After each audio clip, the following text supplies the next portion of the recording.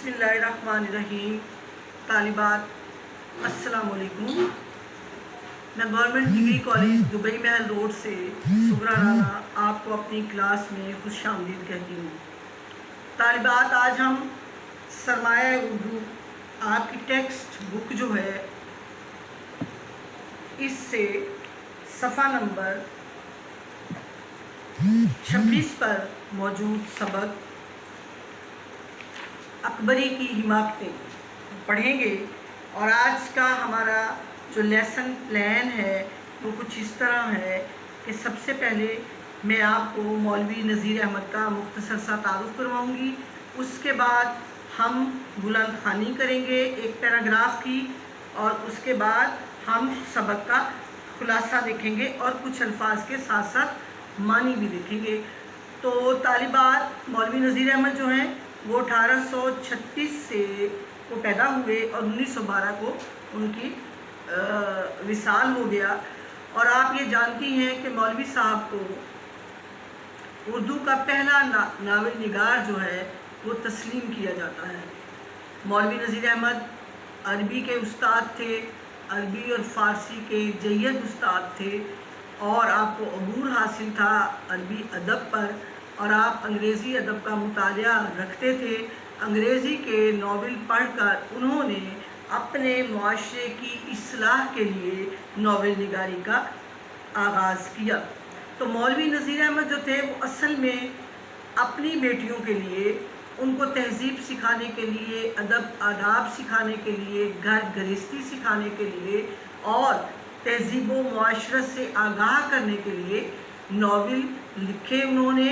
और उन नावल्स को उन्होंने पूरे मुआशरे की तमाम औरतों के लिए, मुस्लिम मुआशरे की और तमाम औरतों के लिए पेश किया, ताकि हमारी जो बच्चियां हैं वो अदब अदाब सीख सकें, अदब अदाब के अलावा घर गृहस्थी के कुछ हुनर सीख सकें और ज़िंदगी के गुजारने के कुछ तौर तरीके सीख सकें। मिरातुल उरूस उनका मारूफ नावल है और पहला नावल है। उसमें उन्होंने दो मारूफ किरदार पेश किए, अकबरी और असगरी। अकबरी जो है वो बड़ी बहन है और असगरी जो है वो छोटी है। अकबरी जो है वो फुहड़ है, बदसलीका है, बदजुबान है, अदम मुआशरत का शिकार है, जबकि असगरी जो है वो नहायत सलीकामंद और नहायत ही शुस्ता और बात तहज़ीब लड़की है। और इन दोनों लड़कियों के ज़रिए उन्होंने इस नावल में तमाम मुआशरे की औरतों को सबक सिखाने की कोशिश की है, ताकि ख़वातीन और लड़कियां जो हैं वो घर अच्छी तरह चला सकें और अपनी घरेलू ज़िंदगी को समरवर बना सकें। तो मौलवी नज़ीर अहमद ने मकसदी नावल लिखे, अगरचे अदब का मकसद पर हावी हो जाना या मकसद का अदब के ऊपर हावी हो जाना ये एक अलहदा बहस है, मगर मौलवी साहब ने मुआशरे की इस्लाह के लिए ये नावल लिखे और उनका मुआशरे की इस्लाह के बारे में एक बड़ा कारनामा तस्वर किया जाता है। तो आपके सिलेबस में सफ़ा नंबर 26 पर अकबरी की हिमाकतें मौजूद है, यानी मौलवी नज़ीर अहमद के मिरातुल उरूस में से एक हिस्सा निकालकर इक़्तिबास जो है वो आपकी किताब में शामिल किया गया है। और इस इक़्तिबास में उन्होंने अकबरी की बेवकूफ़ियों, हिमाकतें, बेवकूफ़ियाँ, हिमाकतें, नासमझी, बेअक्ली की बातें जो हैं वो पेश की हैं, ताकि मुआशरे की लड़कियाँ जान सकें कि जब आप इस तरह की बेवकूफ़ियाँ करते हैं तो फिर आपका घर जो है वो बर्बाद हो सकता है। तो तालिबात, अकबरी की हिमाकतें जो हैं वो अब हम पढ़ेंगे। पहले हम बुलंद ख़ानी करेंगे और उसके बाद मैं आपको खुलासा जो है, जो मैंने खुद तैयार किया है, वो आपको मैं लिखवाऊँगी। और मैं उम्मीद करती हूँ कि मेरी तमाम बच्चियाँ जो हैं वो कागज़ और कलम लेकर बैठी होंगी और मेरे साथ साथ ये बुलंद ख़ानी भी करेंगी और खुलासा भी लिखेंगी। अकबरी की हिमाकतें। अकबरी मिजाजदार बहू एक खासी बेवकूफ़ और फुहड़ लड़की है। جس کی شادی محمد عاقل سے ہوئی۔ اس نے ساس سسر سے لڑنے جھگڑنے کے بعد روٹھ کر اپنے خاوند کے ساتھ الگ گھر میں رہنا شروع کیا، لیکن اس کی بد انتظامی اور ناسمجھی نے گھر کو برباد کر کے رکھ دیا۔ اسی دوران میں وہ ایک کٹنی کے ہتھے چڑھ گئی۔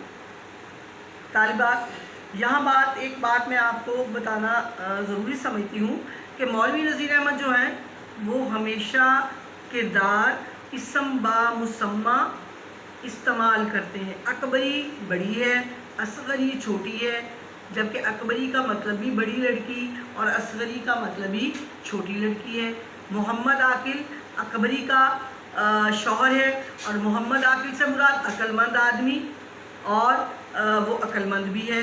اکبری بڑی ہے جبکہ وہ پھوہڑ ہے، بد سلیقہ ہے۔ اب ہم آگے ایک پیراگراف پڑھیں گے۔ اتفاق سے ان دنوں ایک کٹنی شہر میں وارد تھی اور ہر جگہ اس کا غل تھا۔ محمد عاقل نے بھی بی بی سے کہہ دیا تھا کہ کسی اجنبی عورت کو گھر میں مت آنے دینا۔ ان دنوں ایک کٹنی آئی ہوئی ہے، کئی گھروں کو لوٹ چکی ہے، لیکن مزاج دار شدت سے بے وقوف تھی۔ اس کی عادت تھی کہ ہر ایک سے جلد گھل مل جانا۔ ایک دن وہی کٹنی حجن کا بھیس بنا کر اس گلی میں آئی۔ یہ مکار حجن بے وقوف عورتوں کو پھسلانے کے لیے طرح طرح کے تبرکات اور سدھا قسم کی چیزیں اپنے پاس رکھا کرتی تھی۔ تسبیح، خاک شفا، زمزمیہ، مدینہ منورہ کی کھجوریں، کوہ طور کا سرما، خانہ کعبہ کے غلاف کا ٹکڑا، عقیق البحر اور مونگے کے دانے، اور ناد علی، پنسورا اور بہت سی دعائیں۔ گلی میں آ کر جو اس نے اپنی دکان کھولی تو بہت سی لڑکیاں جمع ہو گئیں۔ مزاج دار نے سنا، زلفن سے کہا، گلی سے اٹھنے لگے تو حجن کو یہاں بلا لانا، ہم بھی تبرکات کی زیارت کریں گے۔ زلفن جا کھڑی ہوئی اور حجن کو بلا لائی۔ مزاج دار نے بہت خاطرداری سے حجن کو پاس بٹھایا اور سب چیزیں دیکھیں۔ سرما اور ناد علی دو چیزیں پسند کیں۔ حجن نے مزاج دار کو باتوں ہی باتوں میں تاڑ لیا کہ یہ عورت جلد ڈھب پر چڑھ جائے گی۔ 1 پیسے کا بہت سا سرما تول دیا اور 2 آنے کو ناد علی حوالے کی، اور فیروزے کی ایک انگوٹھی تبرک کے طور پہ اپنے پاس سے مفت دے دی۔ مزاج دار ریجھ گئی۔ اس کے بعد حجن نے سمندر کا حال، عرب کی کیفیت اور دل سے جوڑ کر 2-4 باتیں ایسی کیں کہ مزاج دار نے کمال شوق سے سنا اور اس کی طرف خاص التفات کیا۔ حجن نے پوچھا، کیوں بھی تمہارے کوئی بال بچہ نہیں؟ مزاج دار نے آہ کھینچ کر کہا، ہماری تقدیر ایسی کہاں تھی۔ حجن نے پوچھا، بیاہ کو کتنے دن ہوئے؟ مزاج دار نے کہا، ابھی برس روز نہیں گزرا۔ مزاج دار کی بے عقلی اور کا تو حجن کو یقین ہو گیا اور دل میں کہنے لگی کہ اس نے تو اولاد کا نام سن کر ایسی آہ کھینچی جیسے برسوں کا امیدوار۔ حجن نے کہا، نا امیدی کی بات نہیں، تمہارے تو اتنے بچے ہوں گے کہ تم سنبھال نہ سکو گی، البتہ بالفعل اکیلے گھر میں جی گھبراتا ہوگا۔ میاں کا کیا حال ہے؟ آپ نے سنا بچوں کہ اکبری کی حجن کے ساتھ ملاقات ہو گئی۔ اب ہم کچھ مشکل الفاظ جو ہیں ان کے معنی دیکھیں گے، اور آپ لفظوں کے نیچے لکیر کھینچتے جائیں پینسل سے اور ان کے معنی تحریر کرتی جائیں۔ حماقتوں کا مطلب ہوتا ہے بے وقوفیاں، پھوہڑ بد سلیقہ کو کہا جاتا ہے، بد انتظامی جس کو کوئی کام سلیقے سے کرنا نہ آئے، اور کٹنی کہتے ہیں مکاری اور فریب سے کام کرنے والی کسی عورت کو۔ مکار فریب عورت، فریبی عورت کٹنی، بہلانے پھسلانے فریب دینے والی عورت کٹنی۔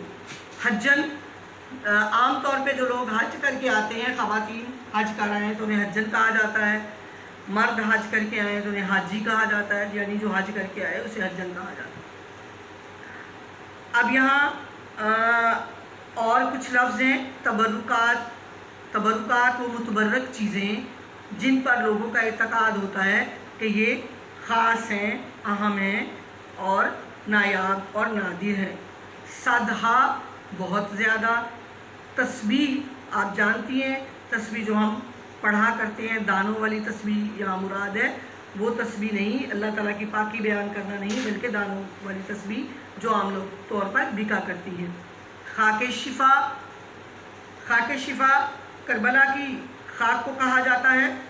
اور خاک شفا عام طور پر لوگ جب کربلا کی زیارت کے لیے جاتے ہیں تو وہاں سے لے آتے ہیں اور اپنے دوست احباب کو تحفتاً دیتے ہیں. زمزمیہ، آب زمزم کی وہ چھوٹی شیشیاں، بوتلیں جن میں آب زمزم ڈال کر تحفتاً عمرہ یا حج کرنے کے بعد تقسیم کی جاتی ہیں. مدینہ منورہ کی کھجوریں، جب بھی کوئی حاجی یا کوئی شخص جو ہے وہ مدینہ منورہ سے واپس آتا ہے اپنے وطن میں تو وہاں سے کھجوریں لے کے آتا ہے. وہاں کی کھجوروں کے ساتھ ہماری ایک نسبت ہے. رسول پاک صلی اللہ علیہ وآلہ وسلم کے شہر کی کھجوریں ہم انہیں متبرک سمجھتے ہیں. کوہ طور کا سرما، کوہ طور آپ جانتی ہیں جہاں حضرت موسیٰ علیہ السلام جو تھے وہ اللہ تعالیٰ سے کلام کیا کرتے تھے. خانہ کعبہ، حرم پاک، اللہ تعالیٰ کا گھر. اور آگے خانہ کعبہ کے غلاف کا ٹکڑا، عام طور پر جب غلاف کی تبدیلی ہوتی ہے تو وہ جو پرانا غلاف ہوتا ہے وہ تبرکاً ٹکڑوں میں تقسیم کر کے کچھ لوگوں کو دے دیا جاتا ہے اور لوگ متبرکاً وہ لے آتے ہیں اور اسے تبرکاً اپنے گھر میں رکھتے ہیں برکت کے لیے. عقیق البحر، وہ عقیق پتھر، عقیق قیمتی پتھر جو سمندر سے نکلتا ہے، مونگا بھی پتھر کو کہا جاتا ہے. ناد علی دعا ہے. اور پنجسورہ جس میں بہت ساری صورتیں جمع ہوتی ہیں اور عام طور پر گھروں میں موجود ہوتا ہے. قرآن پاک کی بجائے اس صورتوں کو ہم پنج سورے سے پڑھتے ہیں. اچھا جی، آگے جو ہے کمال شوق، بہت زیادہ محبت کے ساتھ، مروت کے ساتھ، جذبے اور ذوق کے ساتھ کمال شوق. حجن میں نے آپ کو بتا دیا تھا. اور زلفن کا ذکر آیا. زلفن اکبری کی خادمہ ہے، ملازمہ ہے. اس کے گھر میں لڑکی کام کرتی ہے، وہ زلفن ہے جس کو اس نے حجن کے پاس بھیجا اور حجن کو اپنے گھر میں بلایا. یہاں البتہ ایک اور لفظ ہے نا امیدی، مایوس ہو جانا. امیدوار، کسی چیز کی کا شوق رکھنا، کسی چیز کی خواہش رکھنا اور دل میں حسرت ہونا، کسی چیز کے لیے حسرت ہونا. بالفعل، اگرچہ، بالفعل یہاں اگرچہ کے معنوں میں استعمال ہوا ہے. اور جناب یہ تو تھے الفاظ معنی جو ہم نے دیکھے. اب ہم اس سبق کا خلاصہ جو ہے وہ کریں گے. اور طالبات میں ہمیشہ آپ کو یہ کہا کرتی ہوں کہ خلاصہ جو ہے وہ دریا کو کوزے میں بند کرنا ہوتا ہے اور آپ کسی بھی اصل مواد کا چوتھا حصہ جو ہے وہ خلاصہ لکھتے ہیں. اب آپ یہ دیکھ رہی ہیں کہ 1 2 3 4 5 6 اور 7 تقریباً 6.5 صفحات پر مشتمل یہ ناول کا اقتباس ہے جو آپ کی کتاب میں شامل ہے. اور اب ہم صرف زیادہ سے زیادہ 1 صفحے کا خلاصہ جو ہے وہ کریں گے. میں کلاس میں بھی خلاصہ خود ہی کر کے بتایا کرتی ہوں اور اب بھی میں نے یہ خلاصہ خود لکھا ہے. اور آپ، مجھے یقین ہے یا تو بہت غور سے سنیں گی اور اس کو ذہن میں رکھیں گی کہ کون سی باتیں میں نے حذف کر دیں اور کون سی باتیں جو ہیں وہ خلاصے میں موجود ہیں اور وہی ہم لکھیں گے. نہیں تو میں توقع کرتی ہوں کہ آپ کاغذ اور قلم لے کے بیٹھی ہوں گی اور ساتھ ساتھ آپ نوٹ لکھتی جائیں گی. تو ہم خلاصہ اس طرح کریں گے. سب سے پہلے ہم مصنف کا نام لکھیں گے، ڈپٹی نذیر احمد. اور پھر